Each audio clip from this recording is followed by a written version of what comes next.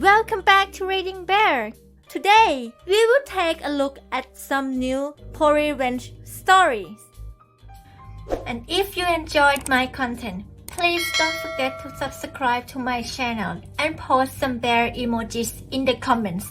Let's go! The first one is titled, "That Time a Taxi Driver Thought He Got Away with a Hit and Run."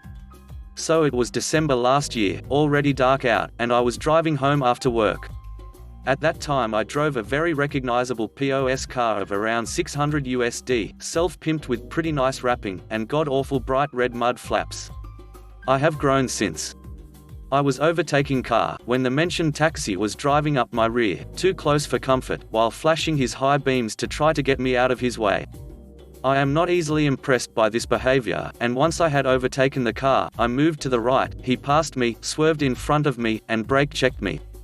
I played on the horn, he sped off, and I thought that was the end of it. A minute later, he was stuck behind a slow car on the left, and I was nearly beside him. Without warning he turned on his blinker, and swerved into my lane, in what I assume was an attempt to get me to rear-end him. But I failed, and clipped my front left side instead. We both pulled over, and as soon as we stopped he came up to me shouting, discriminating, and threatening me. I stayed pretty calm, but was pretty shook, especially after all the nonsense he was sprouting. I was reaching for an insurance form, when he decided to get back in his car, and drive away, nearly hitting another car. At that moment I decided to get back at him. What I knew and he didn't, is that I have a dash cam, and it was pretty well hidden. I contacted my brother-in-law for a damage estimated. He works in a garage, and helps me maintain my car, and visited him later that evening. I also contacted police, and scheduled an appointment to get him charged for hit and run, threatening, and discrimination. Thanks to my in-law the damage ended up being close to $800, with spray work and hours. I got his number plate in full HD on my dash cam, and contacted his insurance. The guy was smart enough to deny being involved, but after reviewing the footage, the money was quickly deposited in my account. This was in February. In June I got contacted by the police. Their investigation has ended, and they found the suspect. I will be contacted later for a court date. He will face a hefty fine, and may be banned from driving for a period of time. In short, his decision to run away cost him his premiums, and may be costing him more money, and his job as a taxi driver. The next one is titled, "Mum Took the Car, I Took $80K and Made Her Waste More." This story took place around 2016-2017, where I got a lawyer and took my stepmom to court after my biological dad's death. I lived with my stepmom for about a year after my dad passed. She was abusive to me and often tried to embarrass me when we went out, often grabbing at me and making not the best remarks about my body and stuff.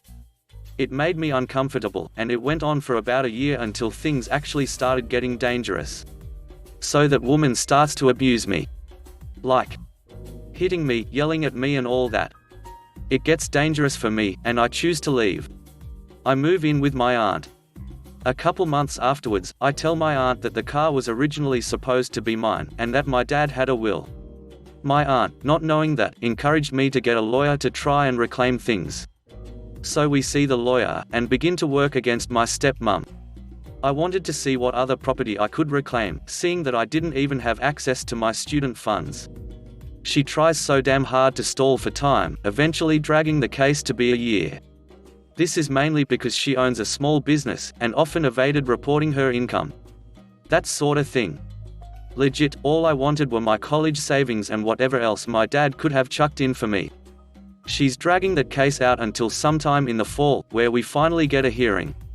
Basically someone transcribes the back and forth, and sends it over to a judge. Simple stuff.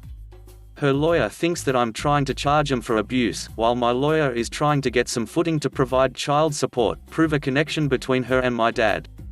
Which, thinking back on it, is a bit odd because they would have been common law with how long we all lived together. Anyways, my stepmom picks up on this shortly afterwards and starts to profusely deny she had any sort of relationship with my dad, which upset me.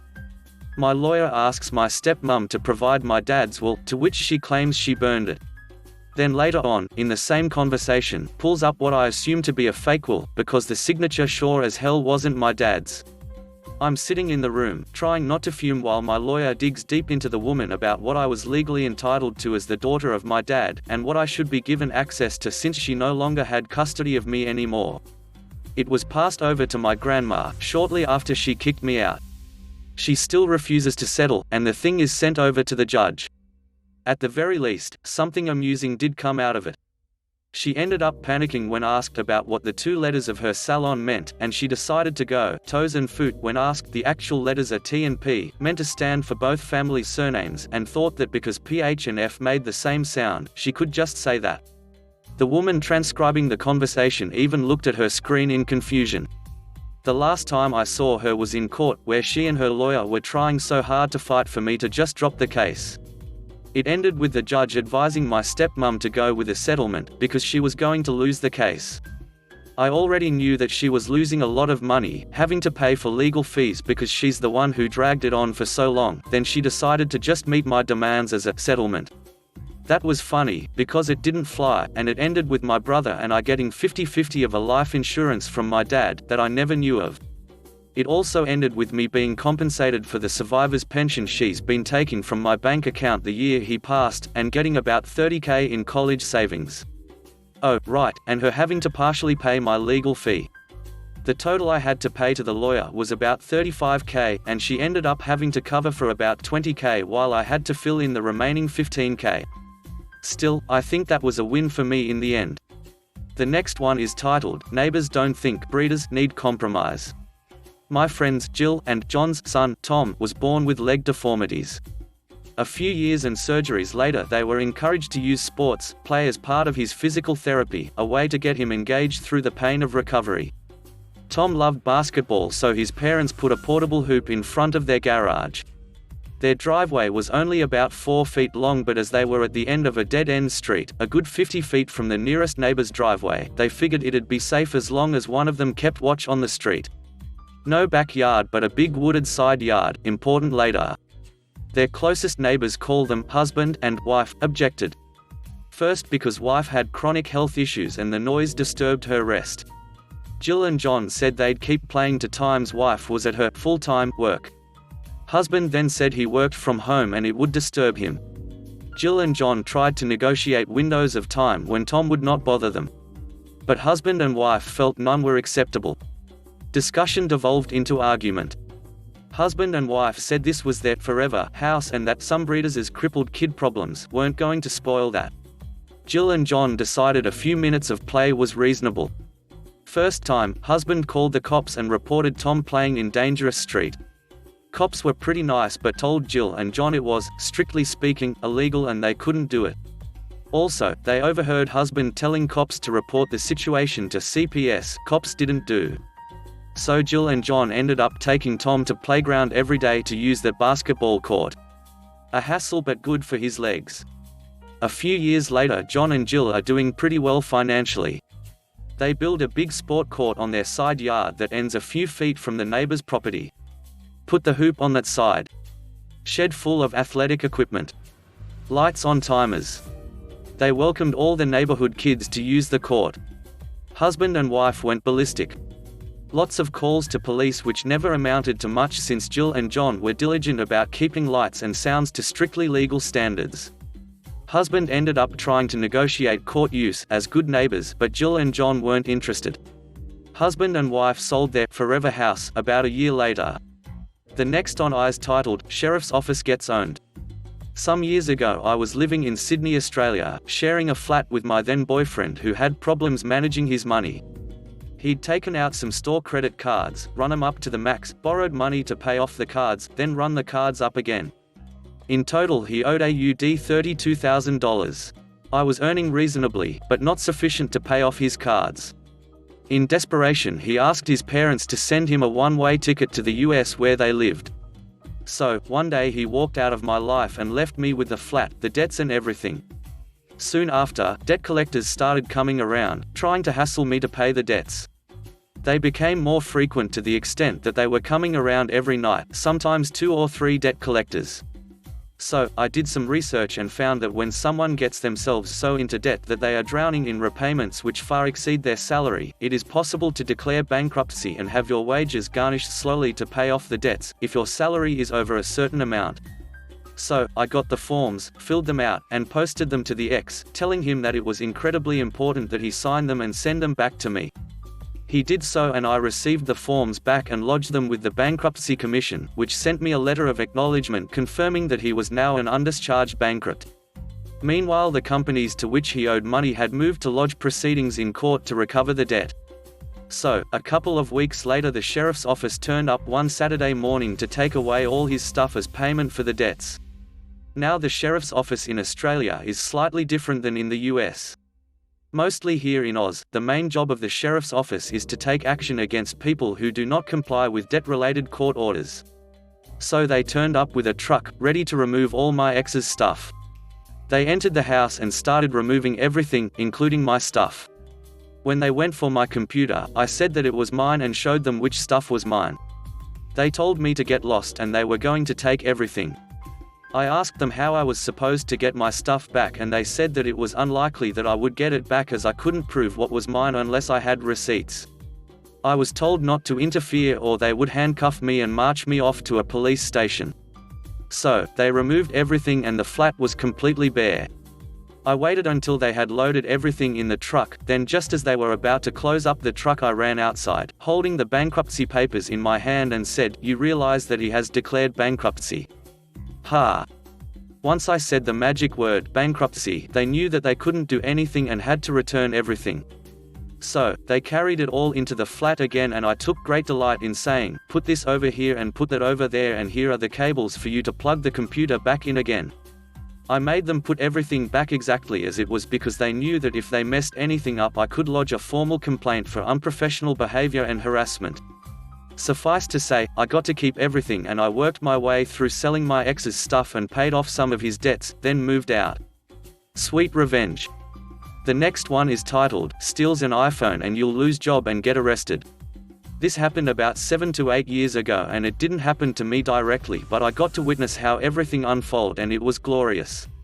I was working at a boba shop to pay through college and had some regulars. One was a guy, we'll call Jim, who was visiting after he joined the military.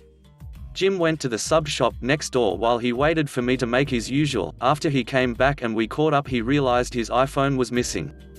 He went back to the sub shop and the cashier said he hasn't seen it. He checked his car and the bathrooms and it was nowhere to be found.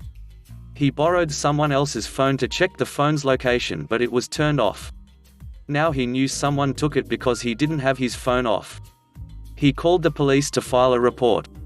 The boba shop was close to the station, so they came over within minutes.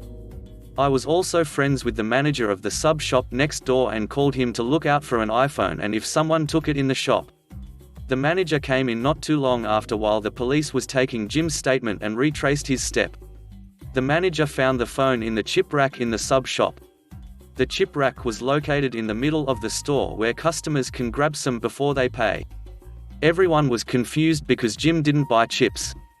The manager then proceeded to look at the security footage and saw that Jim accidentally left his phone at the cashier counter after paying.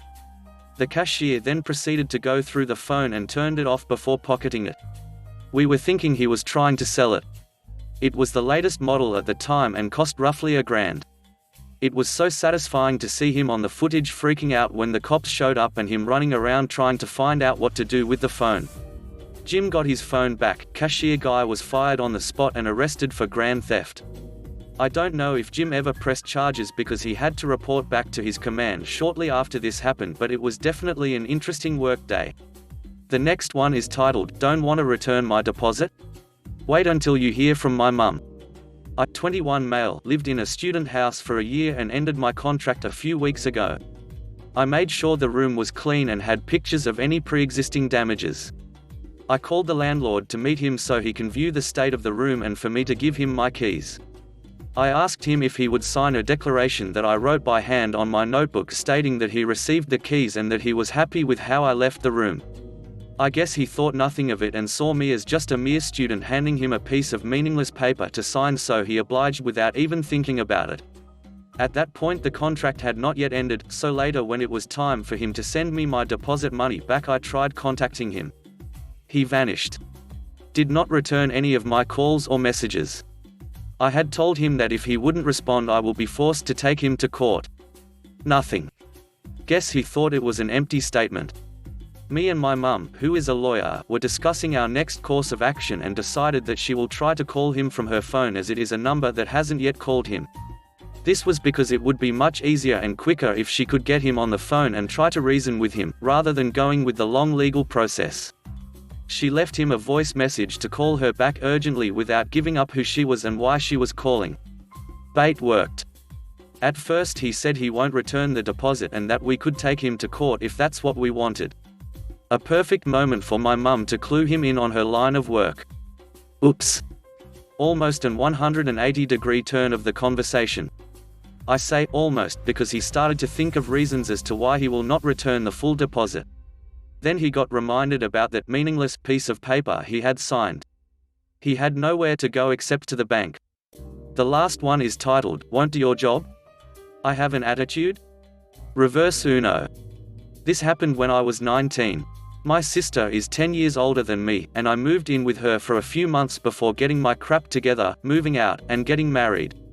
I had a pretty laid-back job. I worked at a furniture factory, and worked in inventory management. My biggest job was to track loss. We had a series of computers throughout the factory that would track each pallet.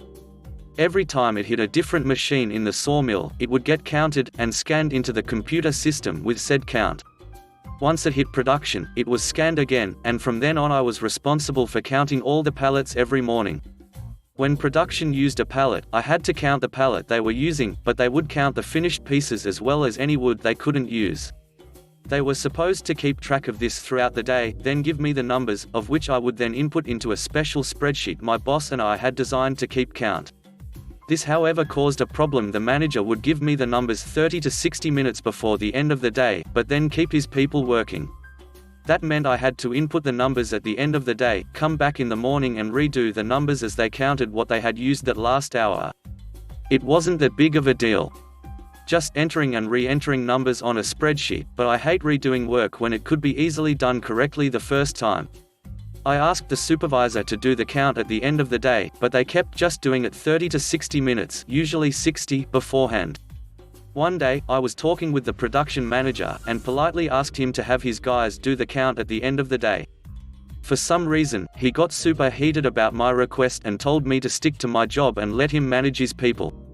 He then went to my manager and my brother-in-law. That is where he messed up. My brother-in-law was everyone's boss. The only people higher at the company were the owners, and they deferred to him on a lot of matters because he had done a lot of good for them. So this department manager talked to my brother-in-law about me because he wanted me put in my place. I only worked there because of Bill, and because I also lived with him and my sister at the time. We commuted to work together every day. The blow-up happened about an hour before the end of shift, and the manager must have talked to Bill after that because on the way home, my Bill asked me why I was being rude to the production manager. I was flabbergasted at that comment, but apparently the PM said I had an attitude issue that needed to be addressed. I spent an hour talking with my brother-in-law about my attitude issue. It started out as a reprimand and teaching section. I used to think he was a good man and mentor. Not so much anymore, but that's another story. At this time, he was teaching me how to be a man, and do good at work. Lessons I still use. Even if he is not the kind man we all thought he was, he is still a fantastic boss and businessman. But turned into an impromptu efficiency meeting. I asked how come it was that I had an attitude simply for asking them to do their job correctly. He asked me what I meant by that. I explained the situation, and we spent the next hour going over things the production managers did, or let their people do, that made more work for me, could be easily fixed, but wasn't, and for seemingly no reason. By the end of the hour-long car ride home, he had given me only one reprimand: if I have an issue, take it up my chain of command, don't get into fights with managers in other departments. Let my manager or him do that. And told me he'd take care of it. I didn't know what he meant by that. The next day I get to work, and am brought into a meeting with Bill, my manager, and the production manager. I am asked to apologize for my attitude, which I did because my bill asked me to do so. Production manager was then given an option. His people could either redo the inputs in the morning, or wait to give me the count at the end of the day. Completely their choice. After some back and forth, and bit of stink about having stuff to do at the end of the day, he landed on input is his job, not ours, and got shut down by my bill. We left the meeting with the manager saying he'd let us know what he wanted to do. Another of his complaints was that if they gave me the numbers at the end of the day, I'd have to stay later to input said numbers. Joke's on him, I usually stayed late anyway seeing as how my bill was my ride, and he didn't leave until almost everyone else did. Later that day I found out what he wanted to do. He had his people give me the counts early. I thought sweet, and did my inputs and went about my business, sneaky business. The next morning, I came in and got straight to my tasks instead of redoing my count because he was doing it. Something must have been difficult for him, because he asked me for help with the recount as he couldn't figure out why Excel wasn't working the way he thought it should. Columns and rows weren't adding correctly, his numbers were getting deleted, etc. I helped and input a couple of numbers correctly after fixing it, but every time he did the next line of input, it would mess up. That's when I casually and jokingly dropped the line from the day before, "Wow, this thing doesn't like you, I guess input is my job and not yours." Slight chuckle. That afternoon, they waited until the end of the day to give me the total count. Thanks for listening.